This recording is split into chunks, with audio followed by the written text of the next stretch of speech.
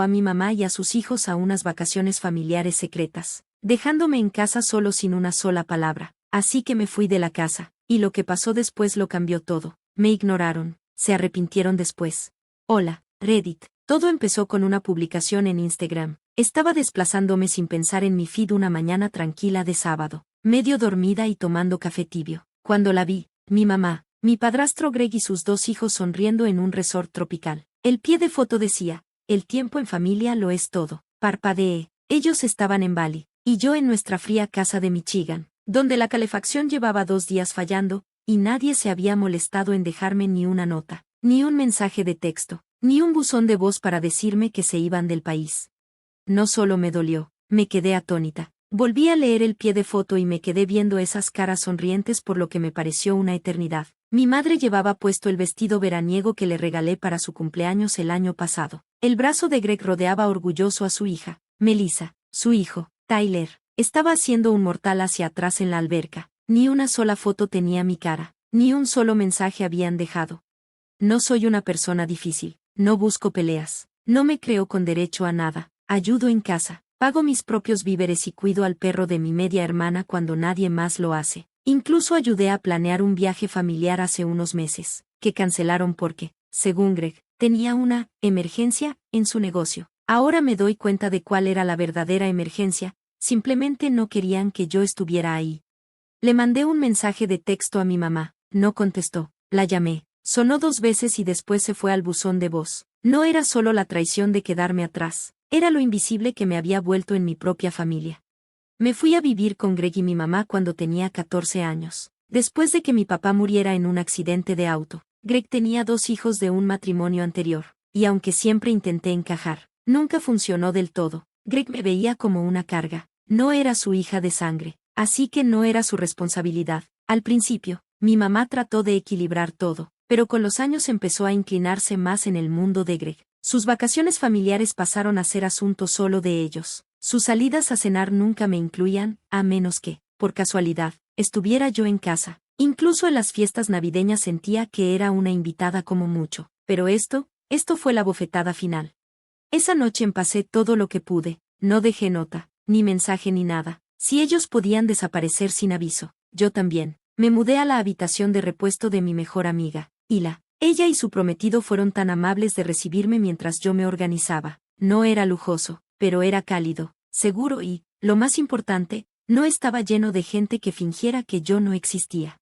Pasaron unos días antes de que supiera de alguien. Mi mamá finalmente me envió un mensaje de texto: ¿por qué no me dijiste que te ibas? Llegué a casa y tus cosas ya no estaban. Me quedé viendo ese mensaje, sin entender. ¿Eso era todo? Sin explicación, solo eso. Le respondí con una captura de la publicación de Bali. No respondió. Durante las siguientes semanas, intenté enfocarme en mí. Me inscribí en unas clases de arte que había estado postergando. Aumenté mis horas en la librería donde trabajo. Incluso empecé a ahorrar para mi propio lugar. Hila se convirtió en la hermana que nunca tuve. Me ayudó a redescubrir la versión de mí que había enterrado durante años, la que solía reír con facilidad, bailar en la cocina y soñar con abrir algún día mi propio estudio de diseño. Pero el silencio de mi mamá me seguía persiguiendo. Una tarde, recibí una llamada de mi tía, la hermana de mi papá, que vivía a unas cuantas poblaciones de distancia. No habíamos hablado mucho en los últimos años, principalmente porque mi mamá y Greg lo disuadían de forma sutil, pero ella había visto algunas de mis publicaciones en Instagram y decidió contactarme. Me preguntó cómo estaba, y yo me desmoroné. Le conté todo. No se sorprendió, al parecer. Mi mamá se había ido alejando poco a poco de la familia de mi papá desde que se casó con Greg. Mi tía dijo que siempre sospechó que a Greg no le quería yo cerca, que quería empezar de cero con sus propios hijos y no le importaba cómo encajara yo. Entonces me dijo algo que no esperaba: si algún día quieres venir a vivir aquí y recomenzar, mis puertas están abiertas. Lo pensé unos días, pero yo por fin estaba construyendo algo propio. No quería volver a empezar, huyendo de otro rechazo. Aún así, su apoyo significó más de lo que podría imaginarse.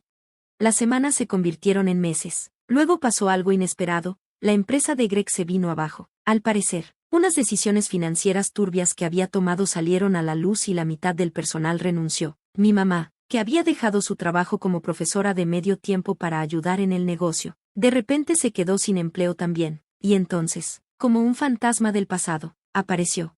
Llegué a casa del trabajo una noche y la encontré sentada en la sala de Hila. Se veía más delgada, más cansada, menos arreglada de lo que jamás la había visto. Dijo que quería hablar, que me debía una explicación. Yo no dije nada al principio, solo me senté frente a ella y esperé. Empezó a llorar. Dijo que lo sentía, que se había metido tanto en el mundo de Greg que no se dio cuenta de cuánto me estaba hiriendo, que pensó que yo era lo suficientemente fuerte para soportar que me dejaran fuera porque nunca me quejaba, que le dejó convencer de que era más fácil evitar el conflicto que defenderme. Luego dijo algo que me dejó helada. Él decía que tú siempre estabas distante, que preferías tu propia compañía, que nos haríamos un favor si simplemente te dejábamos sola. Tragué saliva. O sea, así se lo decían a sí mismos para dormir tranquilos. Le pregunté por qué estaba aquí ahora. Dijo que todo se estaba derrumbando. A Greg lo habían acusado de fraude. Sus hijos se habían ido a vivir con su madre. Y ella se estaba dando cuenta demasiado tarde de que había construido una vida alrededor de alguien que no le importaba ni a ella ni a las personas que amaba. Quise sentir lástima. Quise creer que había cambiado, pero lo único que sentí fue entumecimiento. Me preguntó si consideraría volver a casa, que tal vez podríamos arreglar las cosas, que me necesitaba. La miré y le dije con calma, no me necesitaste cuando abordaron ese avión a Bali. Le dije que ya no estaba enojada, simplemente estaba harta. Por fin había encontrado paz, y no la iba a sacrificar para hacer un asunto secundario. Ella se fue llorando. Esa noche comprendí algo profundo. Durante años, estuve aferrada a la idea de una madre que luchara por mí, que me eligiera, que me protegiera como deben hacerlo las mamás. Pero a veces las personas no llegan a ser lo que necesitamos que sean, y no es nuestra culpa. No regresé, no volví a acercarme. Seguí adelante por primera vez en mis propios términos. ¿Pero qué pasó después? Bueno, cambió todo. Después de esa noche, las cosas se pusieron en silencio, demasiado silencio. Pensé que eso sería el fin del asunto, mi mamá dándose cuenta de que hablaba en serio y dejándome en paz. Pero, en cambio, las cosas se salieron de control más rápido de lo que jamás imaginé. Una semana después de que ella apareció en la casa de Hila, recibí una llamada de un número desconocido. Era Greg. Al principio casi no contesté, pero algo me impulsó a escuchar lo que tenía que decir, tal vez para confrontarlo, tal vez solo por ver cuán bajo había caído. Empezó con arrogancia. Decía cosas como, me he enterado de que te va bien ahora por tu cuenta, y siempre supe que sobrevivirías. Eres fuerte. Luego trató de cambiar de tema. Me dijo que mi mamá no estaba bien, que estaba deprimida, que se sentía abandonada, que tal vez le debía algo intentarlo ahora que sus vidas se habían volteado al revés. Me quedé anonadada por la audacia, como si ella hubiera estado ahí para mí cuando ustedes se fueron a Bali sin decir nada. Hubo un silencio. Luego él se mofó y dijo, estás siendo dramática. Tenías 23, no eras una niña. Pensamos que estarías bien. Eso me rompió. La forma en que minimizaba todo, reduciendo años de negligencia emocional a unas vacaciones. Colgué a medio responder. Pero no se quedó ahí. Mi mamá comenzó a mandarme mensajes de texto regularmente, disculpas, recuerdos, hasta fotos de nosotros cuando yo era pequeña. Lo intentó todo para reavivar alguna chispa de conexión, pero no la creí. Todo se sentía demasiado conveniente, demasiado reactivo. Ahora me buscaba porque no tenía a nadie más, no porque de repente recordó que tenía una hija. Mientras tanto, yo estaba construyendo algo nuevo. Me ascendieron en la librería. Empecé a organizar el calendario de eventos locales e incluso conduje mi primera noche de poesía comunitaria. Envié algunos de mis diseños a un mercado de arte local, y para mi sorpresa, 2 fueron aceptados para la exhibición de verano. La vida seguía siendo difícil, pero finalmente sentía que era mía. Luego llegó la carta. Llegó un miércoles lluvioso por la tarde, sin remite, solo mi nombre en la letra de mi mamá. Me senté en el porche, mirando el cielo gris, mientras la abría. Dentro había una nota escrita a mano, cruda y emocional como ningún texto. Ella escribía sobre cómo perder a mi papá la destrozó de maneras que nunca admitió, cómo Greg llenó un vacío, pero ella dejó que él tomara demasiado control, como pensó que seguirlo significaba seguridad y estructura, pero le costó la relación conmigo. Dijo que no esperaba perdón, solo quería que yo supiera que sabía que había fallado. Terminó con, si alguna vez encuentras en tu corazón intentarlo de nuevo, aquí estaré, pero entiendo si nunca lo haces. Esa carta me estremeció. Por primera vez vi no solo a una mujer que me traicionó, sino a un ser humano profundamente herido y con fallas que tomó decisiones horribles y ahora vivía con su peso. Pero también vi otra cosa, hasta donde había llegado sin ella. Aún así, la parte de mí que siempre anheló el amor de mi madre se resquebrajó un poco. así que decidí visitarla, no para reconciliarnos, sino para tener un cierre.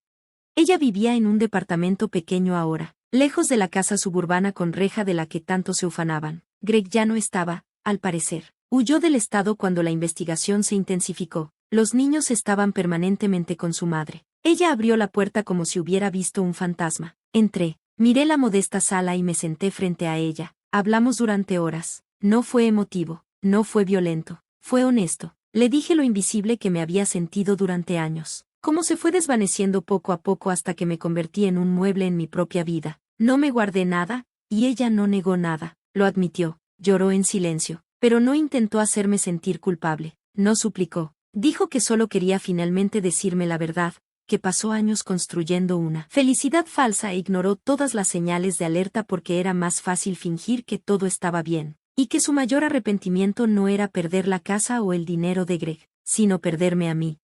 Le dije que apreciaba la disculpa, pero no estaba segura de que nos dejaba. Ella asintió y dijo que entendía. Cuando me fui, me dio algo que nunca antes había recibido de ella, espacio para decidir en mis propios términos. Esa tarde caminé por mi vecindario y sentí algo que no había sentido en años, liviandad. No porque todo fuera perfecto, sino porque ya no esperaba que alguien me eligiera. Yo me había elegido a mí misma. Pasaron meses. Nunca regresé a vivir ahí, pero empecé a mandarle tarjetas de cumpleaños. Luego una llamada en Navidad. Luego un café cada 2 meses. No porque la necesitara, sino porque ya había sanado lo suficiente para perdonar sin volver al fuego. Ahora, un año después, vivo en un pequeño estudio de un dormitorio, con las paredes cubiertas de mis obras de arte. Trabajo como diseñadora independiente para pequeños negocios. Y el mes pasado abrí mi propia tienda en Etsy. Y la sigue siendo mi amiga más cercana y mi mayor fan. Y Greg, según lo último que supe, enfrentaba juicio en otro estado. Sus hijos tampoco quieren saber nada de él. Mi mamá está intentando rehacer su vida por su cuenta. Vuelve a enseñar. Asiste a terapia y poco a poco arma una vida que ya no dependa de un hombre para validarse. No somos mejores amigas, ya no somos lo que éramos, pero somos algo real ahora, y a veces eso basta. Porque entendí algo, que me dejaran fuera de esas vacaciones familiares fue lo mejor que me pudo pasar. Me obligó a irme de un lugar donde nunca fui realmente bienvenida y a entrar en la vida que estaba destinada a crear, una donde no soy invisible, una donde no tengo que esperar a que alguien más me vea, me veo, y no voy a regresar.